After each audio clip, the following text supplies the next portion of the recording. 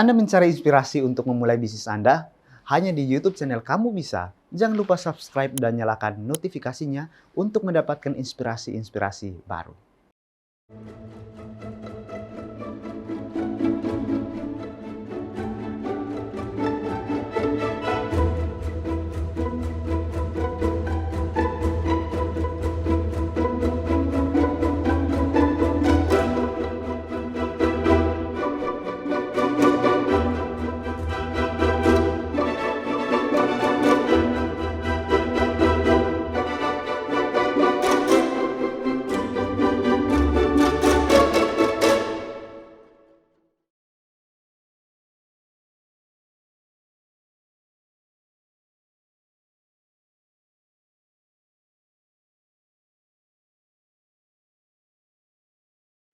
Saya Guntur Siboro akan menjadi host Anda pada acara Kamu Bisa pada malam ini. Topik yang kita akan bicarakan pada malam ini adalah pemanfaatan praktis ekoenzim dalam berbagai kondisi. Para sahabat Hope Channel Indonesia, pada tahun lalu kita sudah membahas ekoenzim sebenarnya. Namun kita mendapatkan praktisi, narasumber praktisi pada hari ini yang berasal dari Kulon Progo yang mempraktekkan ekoenzim dalam berbagai kondisi. Kita akan perkenalkan narasumber praktisi dan narasumber ahli kita pada malam ini. Kita akan ditemani oleh narasumber praktisi kita, Pak Yatono, seorang petani, seorang pegiat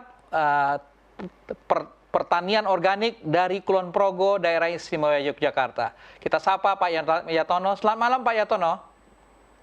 Selamat pagi Pak Guntur, selamat malam. Selamat malam. Baik, terima kasih Pak Yatono. Sudah 3 minggu berturut-turut ya menjadi narasumber kita. Beliau adalah pegiat pertanian organik. Kita sudah membahas pertanian organik padi, dan pada waktu yang lalu kita sudah membahas hal lain dari pertanian organik. Dan saat ini kita membahas ekoenzim, karena Pak Yatono ini menggunakan berbagai manfaat dari ekoenzim. Kita malam ini akan ditemani 3 narasumber ahli kita yang sudah biasa bersama kita menjadi narasumber ahli. Yang pertama, Profesor Insinyur Daniel Saputra, MS Agriculture Engineering, PhD. Beliau adalah pakar teknologi pertanian dari Universitas Sriwijaya di Palembang. Prof. Daniel, selamat malam Prof. Daniel. Selamat malam Pak Guntur, selamat malam pemirsa semuanya. Apa kabar di Palembang, Prof? Panas? Hujan? Hujan barusan berhenti. Baik, terima kasih. Mudah-mudahan tidak ada gangguan internet ya. Narasumber ahli kita yang kedua adalah Insinyur John Lee Warren MP. Beliau adalah pakar pertanian, perikanan, kewirausahaan dari Universitas Papua di Manokwari. Selamat malam Pak John Lee. Selamat malam Pak Guntur, selamat malam sahabat narasumber dan pemirsa yang ada di rumah. Baik, terima kasih Pak John Lee. Sudah jam 9 malam di Indonesia Timur ya, waktu Indonesia Timur. Terima kasih. Saya belum tahu apakah narasumber ahli kita yang ketiga sudah bergabung atau belum. Tadi sempat belum bergabung. Dr. Insinyur Johana Taribuka MP. Beliau adalah pakar proteksi tanaman dari Universitas Patimura. Dr. Johana, apakah sudah bergabung? Belum kelihatannya? Sudah? Sudah. Selamat malam Dr. Johana. Unmute. Oke, kelihatannya ada gangguan sedikit, tapi Dr. Johana adalah pakar proteksi tanaman dari Universitas Patimura di Ambon. Baik, kita lihat dulu video aktivitas dari Pak Yatono di Kulon Progo, DI Yogyakarta. Cara bikin ekoenzim. Pertama, siapkan wadah yang berkapasitas 20 liter kapasitas wadahnya. Lalu kita tuangkan air yang sudah diukur jadi 10 liter air. Nah, karena ekoenzim itu dengan rumus 1:3:10. Itu yang 1 itu molasenya, yang 3 itu bahan organiknya atau BO, yang 10 adalah airnya. Setelah kita tuang air 10 liter, kita masukkan, kita ukur molasenya itu berarti 1 1 kilo molasenya ya, 1 kilo.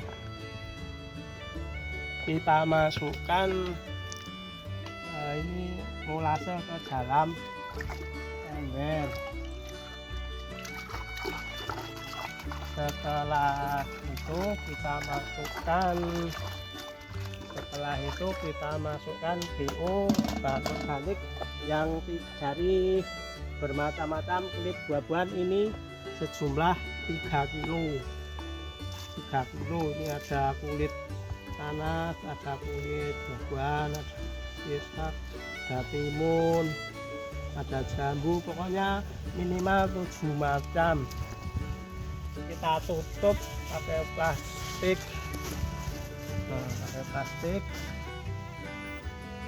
dan kita fermentasi selama 3 bulan. Cara memanen ekoenzim, kita buka, lalu kita ambil selang, lalu kita sedot.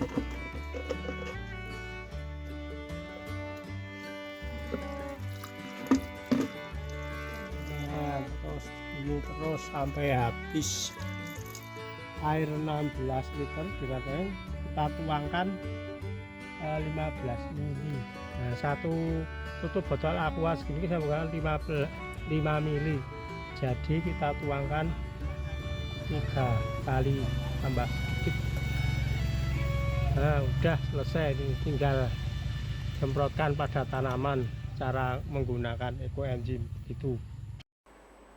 Baik, kita barusan melihat video praktisi dari Pak Yatono, cara membuatnya, dan bahkan tadi pada bagian akhir dari video itu kita melihat bagaimana Pak Yatono menggunakannya untuk disemprot, dan itu sudah disampaikan pada 2 sesi yang lalu ketika Pak Yatono memperlihatkan budidaya pertanian padi organik.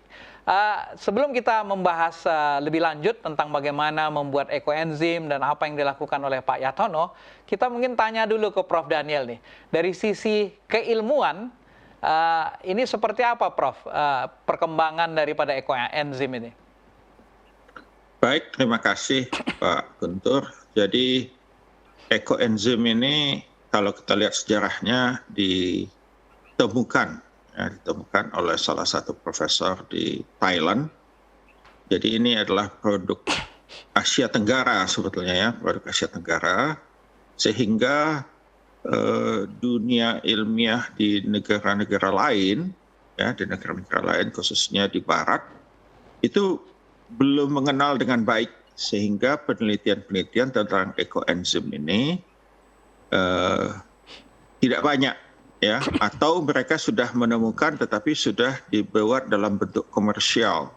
Ya, sedangkan tadi yang ditemukan oleh profesor dari Thailand ini dihibahkan ke publik, ke masyarakat umum, sehingga berbagai paguyuban tentang ekoenzim ini membuatnya mereka sudah membuat perjanjian tidak akan menjualnya secara langsung dalam bentuk ekoenzim.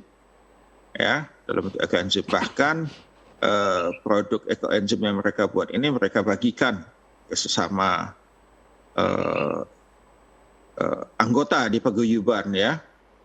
Nah, oleh karena itu di Indonesia atau di Asia Tenggara ini mungkin baru 2 atau 3 tahun, sehingga belum banyak sebetulnya ya penelitian tentang ekoenzim. Tapi sebetulnya apakah ekoenzim itu, kalau kita lihat tadi, adalah proses fermentasi anaerobik ya, bahan organik khususnya kulit buah-buahan. Ya, untuk pertama kali bakterinya atau mikroba yang digunakan ini dipancing dengan diberi makan menggunakan molasis atau gula sebetulnya ya, gula, sehingga dia tumbuh, dan kemudian setelah bakteri ini tumbuh dia akan mulai memakan ya substrat yang lain, yaitu bahan organik khususnya kulit buah. Jadi ekoenzim ini pada umumnya dibuat dari kulit buah, tetapi tidak tertutup kemungkinan untuk menggunakan bahan organik lainnya. Nah, apa keistimewaan menggunakan kulit buah? Karena kulit buah ini mengandung unsur-unsur atau zat-zat volatil yang aromanya disenangi oleh masyarakat, ya, disenangi oleh masyarakat aromanya. Sehingga oleh karena itu banyak dibuat dari kulit buah, ya, aromanya menarik. Kalau kita perhatikan pembuatan POC, pupuk organik cair, yang menggunakan ampas organik lainnya, sebetulnya hampir mirip, ya, hampir mirip.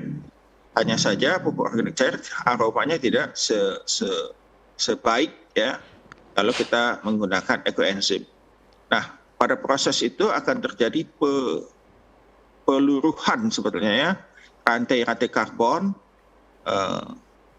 baik pada umumnya itu adalah selulosa, ya, dan akan putus menjadi rantai karbon organik yang lebih pendek kecil, ya, dan kemudian akan akibatnya juga karena dia anaerobik dan pada gelap, ya, jadi akan terjadi penurunan keasaman, peningkatan keasaman, ya, artinya pH-nya turun menjadi rendah. Oleh karena itulah tadi pada waktu kita gunakan, ya, dia mesti kita encerkan karena pH-nya terlampau rendah, ya. Jadi pada dasarnya apa yang kita gunakan pada ekoenzim adalah bakteri yang sudah memakan bahan organik dan asam-asam organik, ya, asam-asam organik yang tadi sudah dipotong pendek-pendek menjadi pendek oleh bakteri atau mikroorganisme, sehingga pada waktu digunakan, ya, rantai karbon pendek ini, ya, bisa lebih mudah, ya, bisa lebih mudah diserap oleh tanaman. Dan kemudian tadi derajat keasamannya akan membantu, ya, kalau misalnya ada mikroorganisme yang akan terganggu, ya, bukan membunuh, ya, bukan membunuh, tapi terganggu pada waktu datang ke tanaman. Jadi sifatnya sebetulnya antagonis, ya, bagi hama, ya, antagonis bagi hama, tetapi pada dasarnya pada waktu sering disebut pemupukan, sebetulnya bukan pupuk, ya, bukan pupuk, karena kalau defisit pupuk dia masih mengandung unsur hara tertentu. Jadi dia lebih sifatnya perangsang tumbuh, ya, perangsang menyerap sari makanan. Oleh karena itu kalau kita menggunakan ekoenzim pada tanaman, pemupukan organik dalam hal ini kalau menggunakan pertanian organik, maka pupuk organik masih tetap diberikan. Akibatnya kalau pada manusia seperti perangsang obat merangsang nafsu makan, ya, sehingga si tanaman kita karena dia makannya kuat, ya, artinya dia sehat. Imunitasnya naik, ya, imunitasnya naik sehingga lebih sulit untuk diserang oleh hama. Karena tadi pertama sifatnya antagonis, hamanya jadi takut, dia lari. Kedua, si tanamannya juga imunitasnya meningkat, ya, sehingga seolah-olah orang merasakan bahwa oh ini insektisida, ya. Kalau kita sebut insektisida juga dia belum memenuhi definisi insektisida atau pestisida, ya, organik, ya, tetapi dia mempunyai sifat seperti itu. Mungkin secara ringkas bisa disampaikan seperti itu, Pak Guntur. Baik, terima kasih Prof. Jadi manfaatnya tadi Prof katakan bisa jadi pembersih, ya, pembersih lantai, toilet, dapur, piring, udara, ya. Kemudian iya, itu karena tadi sifat keasamannya, asamnya, sifat keasamannya.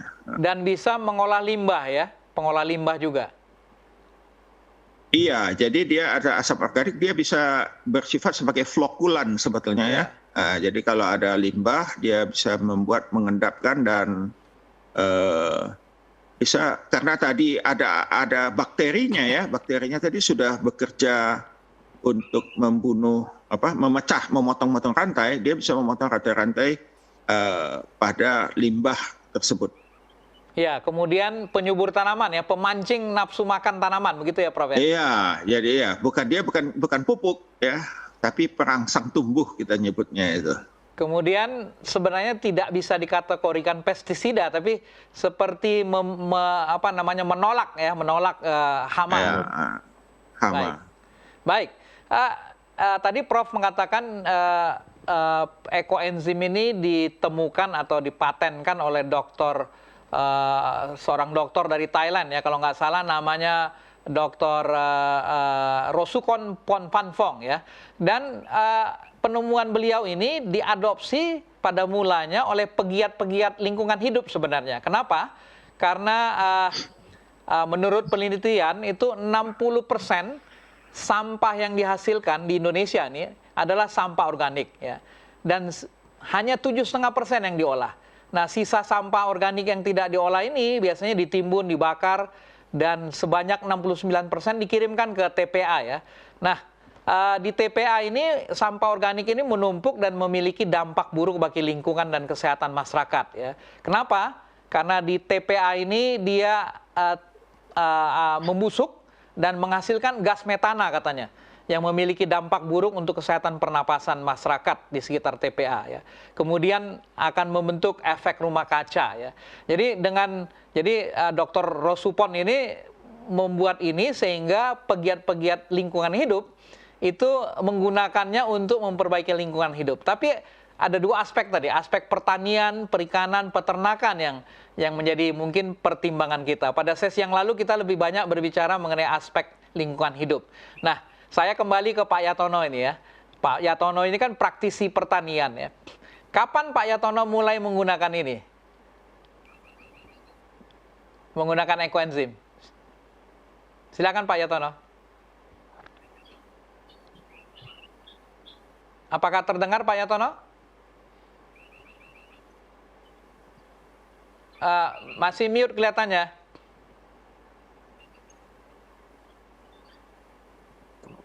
Mute nih. Unmute. Udah. Ya, silakan. Udah. Kapan Pak Yatono sebagai praktisi pertanian menggunakan ekoenzim ini? Kalau saya semenjak di pembenian itu saya sudah rendam pakai ekoenzimnya, Pak. Jadi semenjak Maksud saya berapa lama yang lalu Pak Bapak mengenal ekoenzim ini? 2-3 tahun atau? Sekitar 2 tahunan, sudah 2 tahunan kalau sudah mengenal ekoenzim. Ya, Pak Yatono tahu dari mana, belajar dari mana sehingga menggunakan ekoenzim?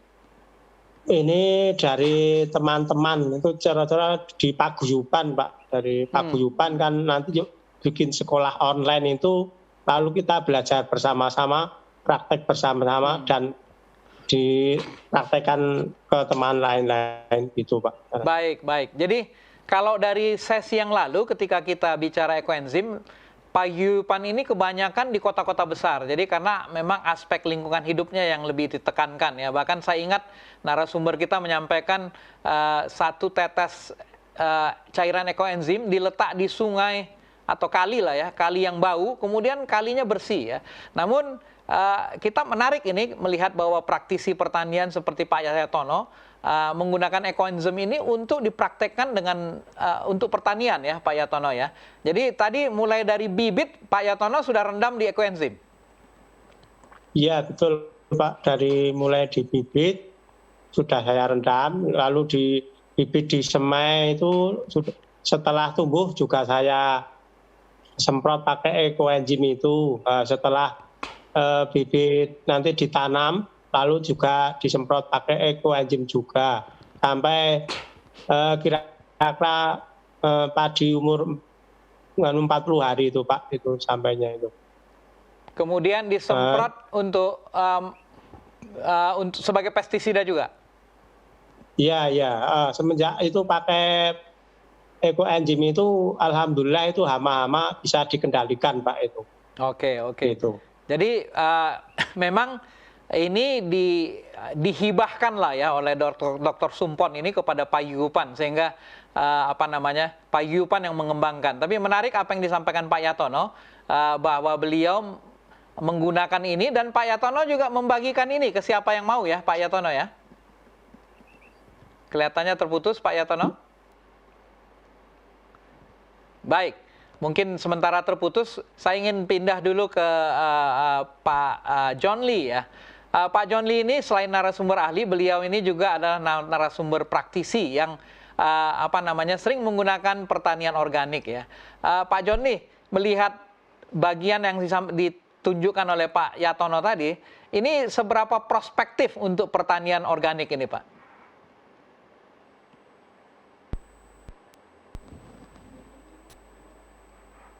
Pak John Lee, baik, kelihatannya kita terputus mungkin dari narasumber kita.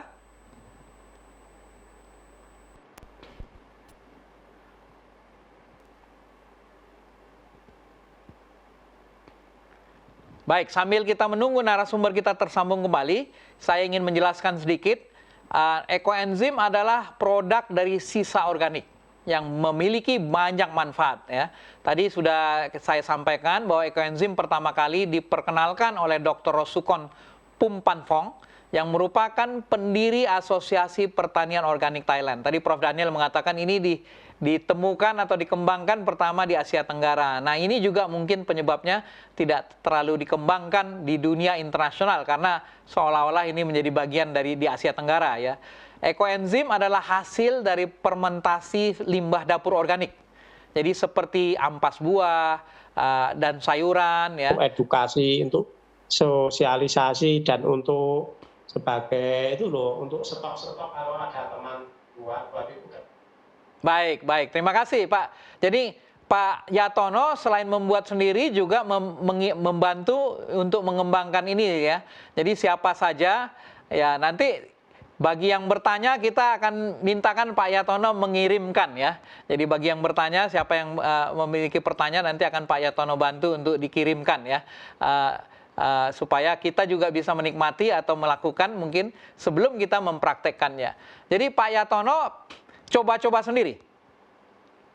Iya Pak, ini.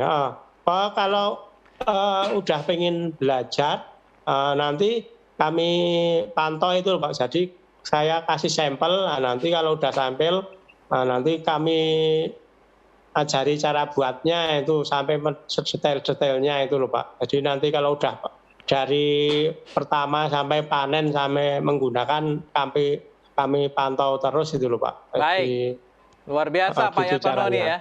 Memang beliau ini pegiat pertanian organik, ya. Jadi para pemirsa kita, jika Anda mau bergabung di WhatsApp group, nanti Pak Yatono juga akan bantu, ya, untuk memberikan nasihat-nasihat. Nah, tadi saya ingin berpindah sebentar ke Pak John Lee, ya. Pak John Lee selain narasumber praktisi kita, narasumber ahli, beliau adalah narasumber praktisi juga, khususnya untuk pertanian organik. Nah, bagaimana Pak John Lee prospek ini untuk bisa dilakukan oleh pertanian organik di tempat yang mungkin jauh, ya.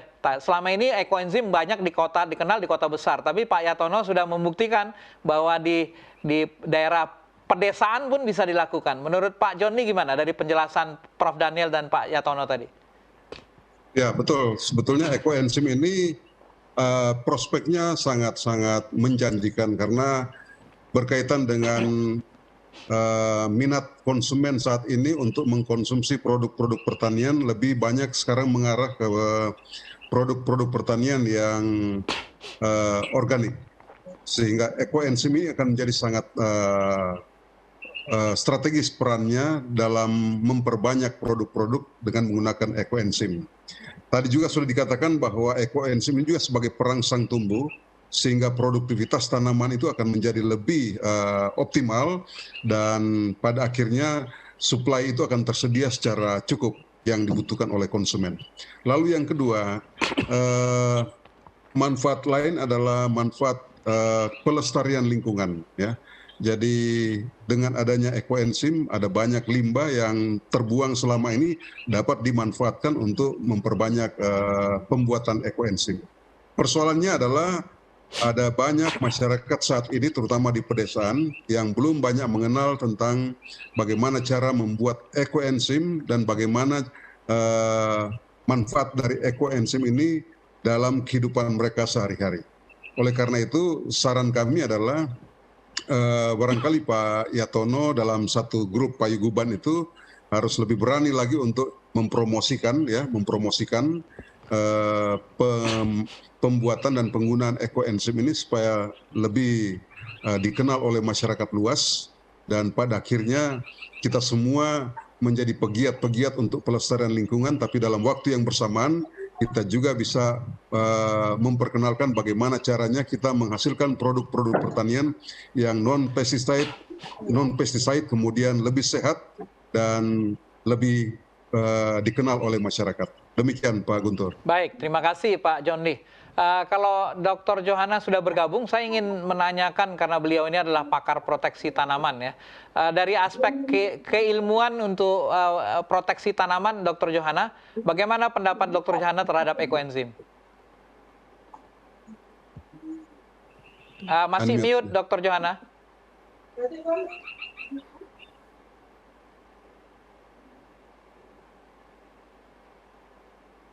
Ya, masih. Ya, silakan. Ekoenzim ini bermanfaat sekali kalau dilihat dari mulai fermentasi, karena pada bulan pertama itu dia bau seperti alkohol. Nah, kita tahu bahwa alkohol itu disinfektan yang baik sekali untuk mencegah jamur, bakteri maupun virus. Jadi kemudian pada bulan kedua itu ekoenzim ini dia berbau cuka. Fermentasi yang bulan kedua dia seperti cuka. Nah, itu juga merupakan salah satu pencegah, atau kita biasanya kalau untuk mencegah munculnya jamur itu kita menggunakan asam laktat. Nah, itu jadi saya lebih tertarik kalau ekoenzim ini kita gunakan sebagai pestisida juga, karena dia bisa menghilangkan semut ataupun serangga-serangga yang ada di dalam rumah. Itu kita bisa dari hasil sampah akhir dari fermentasi ekoenzim itu kita bisa kemas di dalam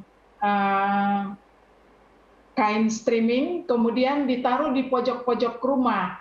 Bau harumnya itu akan mengusir serangga dari dalam rumah juga, Pak. Terima kasih kira-kira dari saya begitu, Pak. Ini maksudnya Dr. Johana, sampah itu yang bukan cairan ya? Bukan. Oke. Bukan, Pak.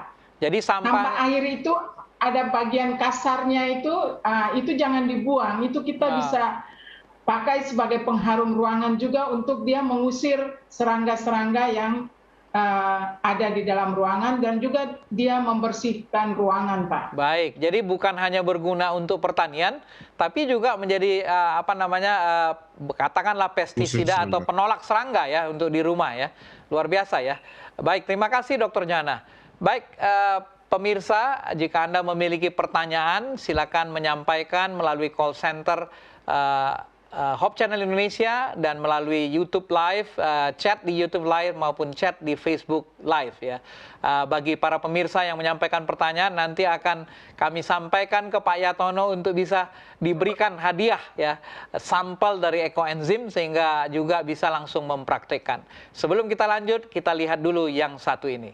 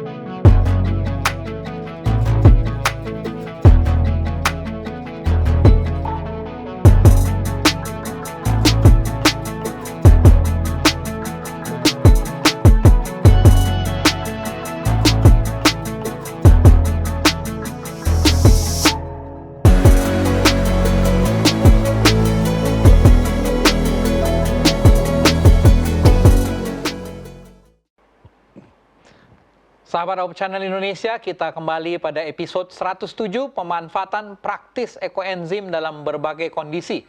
Bersama narasumber praktisi kita, Pak Yatono, seorang pegiat pertanian organik dari Kulon Progo, Yogyakarta. Dan narasumber ahli kita, Prof. Daniel, Pak John Lee, dan Dr. Johanna.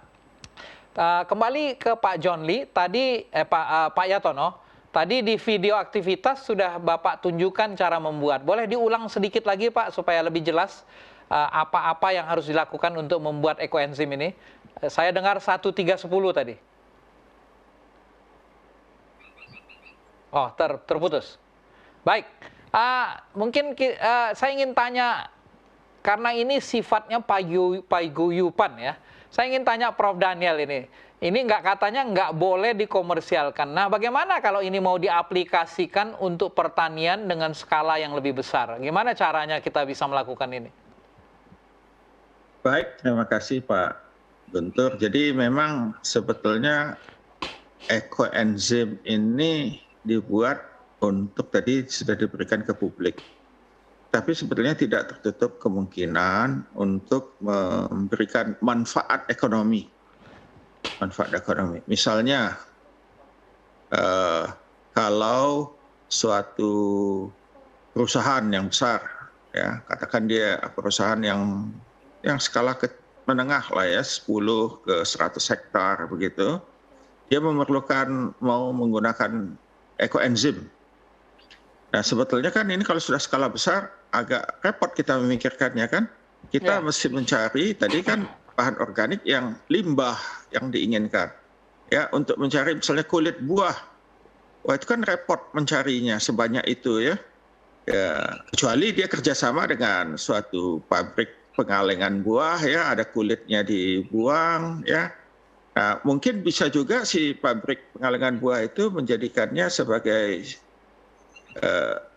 CSR-nya ya, jadi dia bekerja sama dengan paguyuban ini nanti kalau tidak dibayar dibeli, tapi diberi penghargaan dalam bentuk upah kerja jadinya ya, upah kerja sehingga bisa dibuat seperti itu ya, jadi bisa dibuat ekoenzimnya ya yang diperlukan oleh perusahaan itu. Jadi memberikan manfaat ekonomi juga sebetulnya, walaupun sebetulnya tidak dijual, tetapi si yang bekerja itu karena dia sudah bekerja kan layak mendapat penghargaan ya. Nah itu bisa seperti itu. Atau tadi juga ya ekoenzim ini kan yang ekoenzimnya yang ini tadi ya yang tidak boleh diperjualbelikan, tetapi dalam bentuk produk turunan ya, seperti misalnya tadi ya untuk membuat sabun misalnya ya, sabun ekoenzim ya, atau mungkin lotion ekoenzim, ataupun ya macam-macam, minyak wangi misalnya atau apa begitu ya, itu sah-sah saja ya orang menjualnya begitu, karena dia tidak dalam bentuk kasar ya, raw ya, jadi bentuk crude ya, dia sudah mengalami suatu proses pengolahan ya. Nah kalau saya secara pribadi juga kalau dalam bentuk dijadikan sebagai tadi tanda kutip pestisida ya, kita sudah bukan dalam bentuk aslinya lagi, karena tujuan awalnya sebetulnya tadi adalah untuk lingkungan, sebetulnya membersihkan lingkungan tujuan awalnya. Ya, tujuan awalnya membersihkan lingkungan, tetapi kemudian dicoba oleh orang-orang ya, oleh paguyuban ini bisa jadikannya macam-macam. Ternyata mereka coba semprot ke tanaman begitu ya. Tanamannya kok ada semutnya lari begitu ya. Bukan mati tapi menghindar sesemutnya ya. Jadi kemudian dicoba di tanaman, kemudian tanamannya kok jadi lebih genjah ya, lebih subur begitu. Atau di kolam ikan kelihatannya yang sudah mulai agak susah ini, kok airnya bisa lebih bening gitu. Jadi ya karena lebih bening karena tadi punya sifat ekoenzim ini sebagai flokulan, jadi mengendap kotoran-kotorannya sehingga airnya di atas lebih jernih ya, lebih mudah menyerap oksigen dan ikan-ikan menjadi lebih nyaman tinggal di sana ya. Nah, kalau sebagai ekoenzimnya mungkin tidak boleh diperjualbelikan, tetapi misalnya kalau sudah dijadikan turunan, ya dalam tanda kutip tadi dibuat sebagai disebut pestisida, ya mungkin sah-sah saja karena sudah ada proses. Untuk saat sekarang kelihatannya para penggiat ekoenzim ini, paguyuban ini masih menganggap itu sesuatu yang tabu, kecuali itu menjadi produk turunan langsung seperti jadi sabun atau yang lainnya.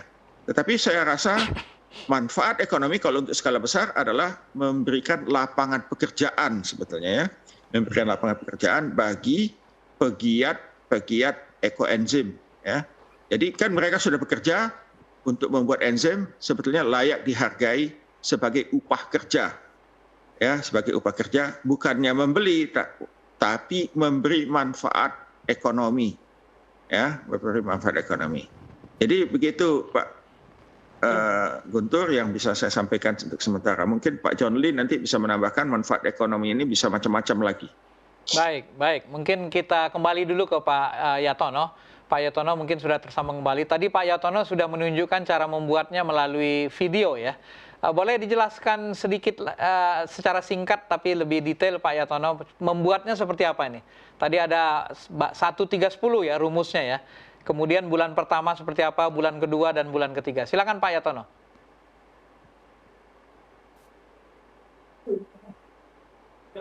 Apakah terdengar Pak Yatono?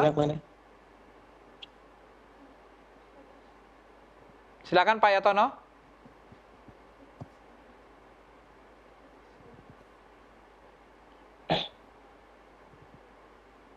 Ya, apakah terdengar Pak Yatono? Ya, terdengar. Ya, silakan dijelaskan bagaimana cara membuatnya. Tadi memang di video sudah ada, tapi boleh dielaborasi lagi. Yang jelas, kalau kita membuat ekoenzim itu kita ukur kapasitas tempatnya dulu. Kalau suatu misal yang 10 liter, nanti kan kapasitas wadahnya itu 20 liter.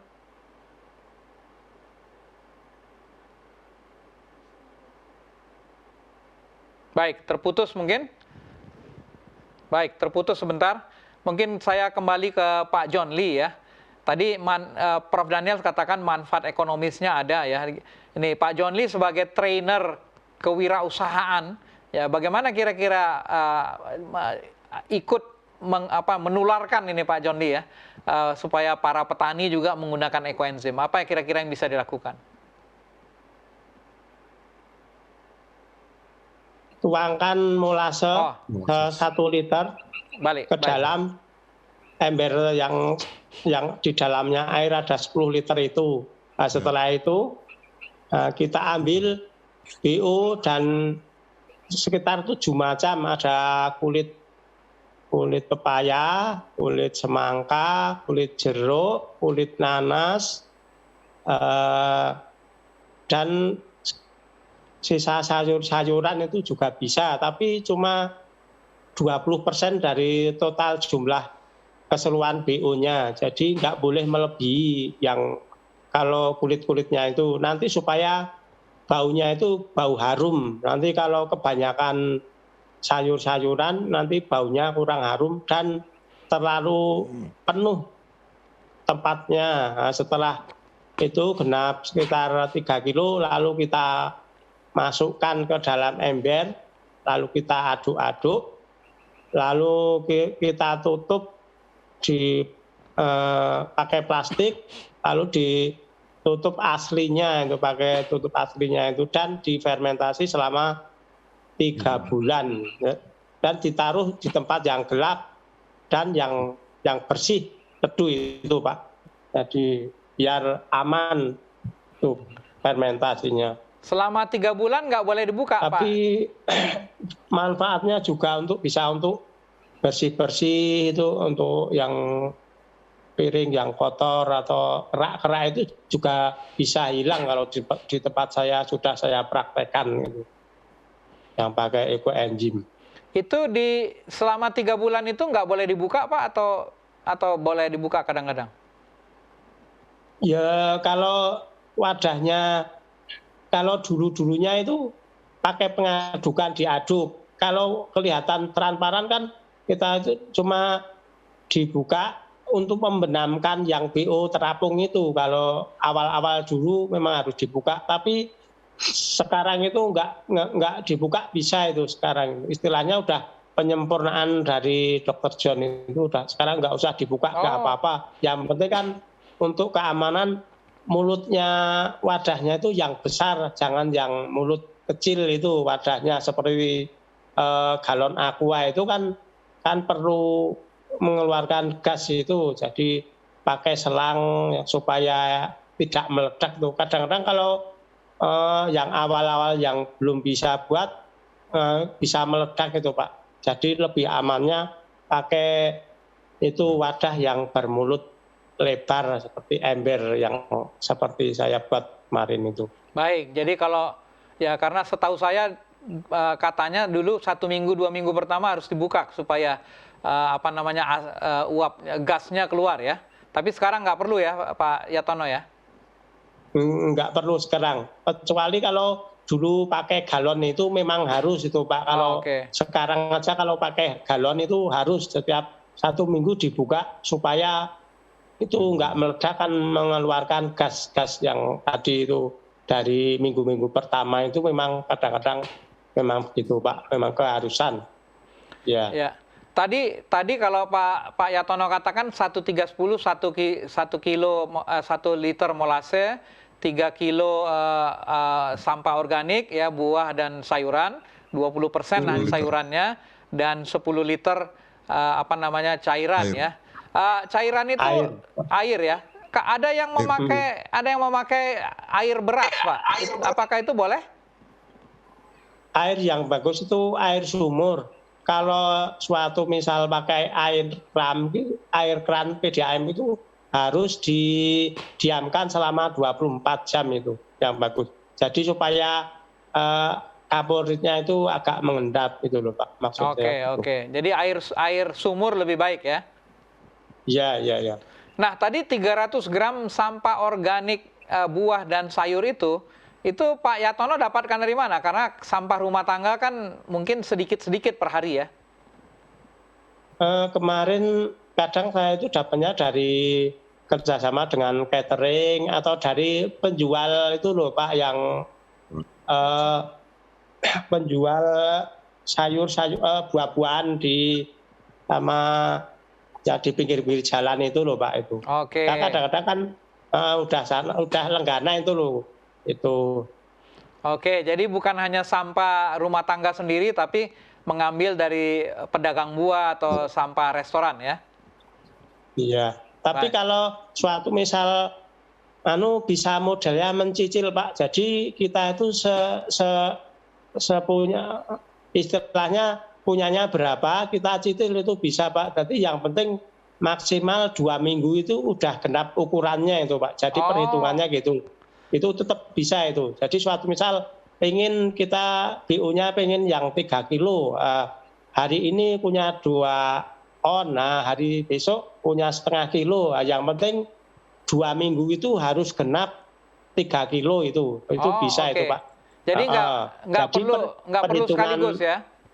Nggak perlu. Jadi perhitungan terakhir genap itu hari terakhir. Jadi kita istilahnya mulai fermentasi, jadi itu perhitungannya gitu. Jadi enggak perhitungan pertama kali kita memasukkan BO itu enggak, karena kan enggak langsung penuh, enggak langsung ukurannya enggak langsung kilo. Jadi terakhir kali ukurannya itu penuh itu loh Pak. Baru dihitung. Baik, untuk contoh yang dilakukan oleh Pak Yatono di pertanian padinya, itu butuh berapa banyak Pak? Bapak harus buat ekoenzimnya untuk bisa menyemprot atau menggunakannya untuk padi organik yang Bapak tanam? Itu kalau itu sangat ngirit banget Pak, sangat hemat sekali Pak. Itu cuma 1 liter aja cuma 1 mili Pak. Kadang punya 10 liter aja udah cukup Pak itu untuk padi itu, dari sampai panen itu udah cukup Pak itu. 10 liter untuk totalnya ya? Iya, udah cukup. Kadang-kadang untuk tanaman sekitar rumah barang itu udah cukup Pak itu. Baik, jadi Lagian di tempat saya kan banyak itu loh Pak. Jadi rumah ekoenzim, jadi stoknya melimpah terus itu loh Pak. baik. Jadi sebenarnya dari sisi budidaya pertanian nggak perlu khawatir Pak ya, suplainya nggak terlalu susah dibuat ya. Memang waktunya lama saja 3 bulan. Iya, kan kita kan buat terus Pak, bukan cuma buat sekali. Jadi begitu ada itu BO kita buat gitu terus kan, kita di dalam paguyuban kan saling support, saling semangat. Oh, ini dari Dinas Lingkungan Hidup di Kulon Progo udah mendukung kok Pak Baik. dari itu kemarin. Jadi dari pemerintah juga mendukung untuk pengembangan ekoenzim ini ya, dipakai ya. Iya, udah memfasilitasi itu, betul. Baik, tadinya saya khawatir kalau ini mau dipergunakan untuk budidaya pertanian yang lebih besar, membutuhkan banyak suplai ya. Tapi karena yang dipakai untuk, contohnya Bapak tadi mau menyemprot dengan pakai tabung itu berapa tetes atau berapa mililiter cairan ekoenzimnya dipakai? Itu cuma 15 mili ya Pak itu. Jadi satu tangki 16 liter itu tiga tutup botol aqua itu udah cukup Pak. Jadi Cukup, ya? ngirit banget Pak. Baik. Iya, ngirit banget. Baik. Nah, mungkin saya ingin mendengarkan pendapat Pak John Lee ya, yang sering memberikan training kewirausahaan untuk supaya orang petani kita bisa produktif dan menjadi pengusaha ya. Nah, dengan penjelasan Pak Yatono tadi yang tidak memerlukan banyak, ini prospeknya untuk diaplikasikan bagaimana Pak John Lee? Ya betul. Jadi dengan ekoenzim ini sebetulnya kalau saja pemirsa ingin untuk mencoba sangat mudah karena biaya inputnya sangat rendah ya. Kalau kita hitung-hitungan tadi bahan bakunya itu bahan baku yang mudah didapat dan bahkan murah dan bahkan tidak perlu dibeli ya. Ini kan limbah-limbah dari kulit buah. Tapi prospeknya itu sangat menjanjikan, terutama bagi petani-petani rumahan yang ingin untuk menjual produknya ke pasar. Ya, petani rumahan yang tidak hanya untuk kebutuhan konsumsi, tapi juga ingin untuk menjual ke pasar. Misalnya penggunaan ekoenzim ini untuk tanaman hias, untuk tanaman apotek hidup, ya di sekitar rumah. Tanaman untuk dapur hidup ya. Jadi sekalipun tomat atau cabai yang ditanam di pot ini akan sangat cocok untuk menggunakan ekoenzim karena dengan lahan yang terbatas tapi bisa mengoptimalkan produksi tanaman yang dia usahakan, dan ini ketika dijual ke pasar tentu akan memberikan manfaat atau keuntungan yang maksimal. Lalu yang berikut yang tidak kalah pentingnya adalah pemerintah saat ini gencar untuk menghimbau masyarakat untuk menekan laju inflasi di bidang pangan ini sudah sangat penting kalau seandainya ekoenzim ini dapat digunakan dan dimasyarakatkan kepada semua konsumen, kepada khalayak umum dan mencoba. Kalau kita ikuti proses untuk pembuatan saya kira sangat sederhana ya. Menunggu 3 bulan itu hanya jangka waktu sampai dengan selesai, tapi ekoenzim ini kan bisa dibuat setiap minggu sesuai dengan kebutuhan. Baik. Dan ini saya kira sangat bagus, Pak Guntur. Baik. Biasanya Pak John Lee ini kan gemar untuk membahas rencana usaha ya. Ada kata penting tadi yang Pak John Lee katakan, input cost-nya rendah atau kecil ya, bahkan 0 ya. Jadi ya, mungkin ya. cocok untuk pengusahaan pertanian Pak ya. Benar sekali. Karena input cost-nya rendah. Baik. Ini ada pertanyaan dari pemirsa kita, mungkin Pak Yatono bisa bantu jawab. Dari Erniwati Sipayung ya. Kalau BO-nya terapung, bagaimana cara membenamkannya Pak? Karena sudah diaduk pun BO masih terapung. Boleh dibantu Pak Yatono? Oh, putus? Baik. Atau ada narasumber ahli kita yang tahu bagaimana ini kalau BO-nya terapung. Kebetulan Pak Yatono-nya terputus sebentar. Baik, kalau tidak ada semestinya bisa kita bantu sebetulnya, kan tidak ada halangan sebetulnya ya kalau menggunakan BO yang terapung, atau misalnya kalau dia sudah kering kan terapung. Itu kita beri saja jaring bambu atau apa, kemudian ditekan pakai batu. Tenggelam. Kan? Jadi dia tenggelam ke dalam. Memang itu cara pertanyaan bagus sekali, ya, bagus sekali. Hal yang seperti itu, begitu ya. Tapi kita tekan aja pakai benda yang memberatkan, diberatkan, diberi pemberat, ya. Mungkin anyaman bambu, ya, yang ada jaring-jaringnya, lubang-lubangnya ditekan, kemudian dikasih batu, dia akan terendam. Baik. Nah, itu ya. Tapi ide bagus, itu pertanyaan bagus karena mungkin banyak yang tidak memikirkan bahwa itu mesti tidak boleh ditambah benda asing katanya ya. Tapi itu batu kan bukan benda asing, jadi boleh saja. Begitu. Iya, iya. Karena kalau diaduk pun Prof ya pasti terapung terus ya karena memang dia kering ya. Ya, ya akan tenggelam sebentar tapi basah kemudian naik lagi begitu ya. Baik. Baik. Mungkin saya ingin ke Dr. Johana ya. Tadi menarik apa yang ditunjukkan dalam video dari Pak Yatono ya. Sudah seperti apa namanya tabung untuk pestisida ya. Nah ini bagaimana kira-kira aplikasinya ini untuk bisa dipakai di pertanian organik, Dr. Johana? Ya, terima kasih Pak Siboro. Memang bagus sekali kalau kita aplikasikan ke tanaman karena multifungsi dari ekoenzim ini yang bisa kita ambil baik untuk tanaman, karena dia tidak mematikan mikroorganisme, tetapi dia memelihara mikroorganisme bermanfaat yang ada di dalam tanah maupun di dalam tanaman, sehingga tanaman tetap terjaga, lingkungan tetap terjaga, walaupun itu kita gunakan sebagai pengganti pestisida sintetik. Jadi sangat baik Pak, saya mendukung sekali kalau penggunaan ekoenzim ini dilakukan pada tanaman budidaya karena tidak merusak lingkungan, malah memelihara lingkungan. Dan penggunaannya juga sangat irit karena 1 cc atau 1 mililiter itu di dalam 1000 mililiter air.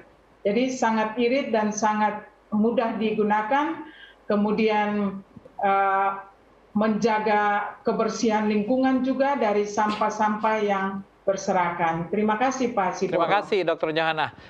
Mungkin saya ingin tanya prakteknya dari Pak Yatono ya. Untuk penyemprotan sebagai pestisida berapa sering Pak Yatono pakai untuk pestisida? Setiap hari? Kalau untuk tanaman padi itu cuma 1 minggu 2 kali Pak. 1 minggu 2 kali ya. Padi. Jadi 1 minggu 2 kali cukup ya? Ya cukup Pak. Baik. Udah cukup ini. Tadi ada pertanyaan praktis Pak dari pemirsa kita dari Erniwati Sipayung. Mungkin tadi sudah dijawab oleh Prof. Daniel, tapi mungkin Pak Yatono bisa bantu jawab juga. Kalau BO-nya terapung, bagaimana cara memenamkannya Pak? Karena sudah diaduk pun masih terapung BO-nya. Caranya dengan alternatif, kalau BO-nya mau ya kita masukkan sebelum kita masukkan ke dalam wadah streaming dulu. Jadi sebelum dimasukkan ke tempat wadah, BO dimasukkan dalam streaming dulu. Setelah itu baru dimasukkan ke dalam wadah tadi, lalu ditutupi pakai papan. Ditutup pakai papan atau pecahan keramik itu bisa Pak itu. Kayak gitu modelnya, kalau itu bisa itu. Baik. Berarti selaras dengan apa yang disampaikan Prof. Daniel ya.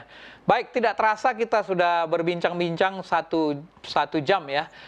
Apalagi praktek, mungkin sebelum kita meminta konklusi dari masing-masing narasumber, pertanyaan terakhir ke Pak Yatono. Praktek praktis yang Bapak sudah lakukan untuk ekoenzim ini apa saja? Untuk tanaman-tanaman, untuk anggrek, untuk tanaman-tanaman, sama itu kunyit hitam, itu juga sudah bisa Pak saya aplikasikan Pak itu tanaman-tanaman itu. Dan dari yang Bapak kasih ke teman-teman lain, apa testimoninya Pak? Apa ada testimoni mungkin contoh-contoh yang pernah Bapak berikan dan digunakan? Rata-rata kalau semenjak mengenal ekoenzim lalu diaplikasikan, dulunya tanaman itu kan kerdil itu Pak. Ekoenzim kan Yuk bisa menstimulan karena yuk jadi tumbuh bisa subur gitu loh Pak. Apalagi kalau yang ada bunga-bunga apa ya anggrek, kayak itu bunganya itu lebih tahan lama dan warnanya juga lebih cetar itu loh Pak, lebih jelas itu loh Pak dari teman-teman yang sudah saya kirimi sampel ekoenzim itu. Baik. Gitu Pak. Baik. Ada satu pertanyaan lagi dari pemirsa Pak Yatono, tapi kelihatannya ini penting sekali, jadi saya bacakan dari Haryanto ya. Faktor-faktor kegagalan dalam pembuatan ekoenzim apa saja?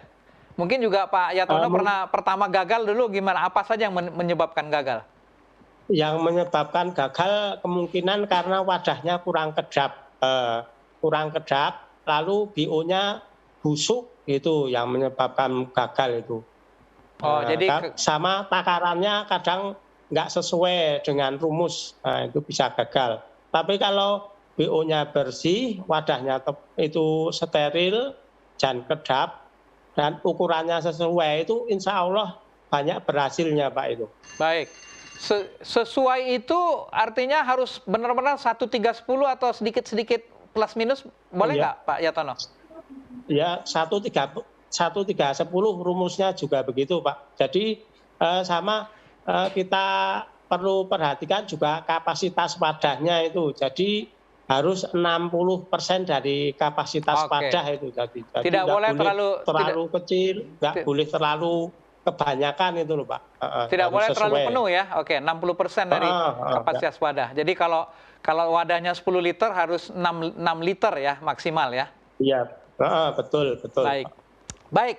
Tidak terasa sudah 1 jam kita berbincang-bincang.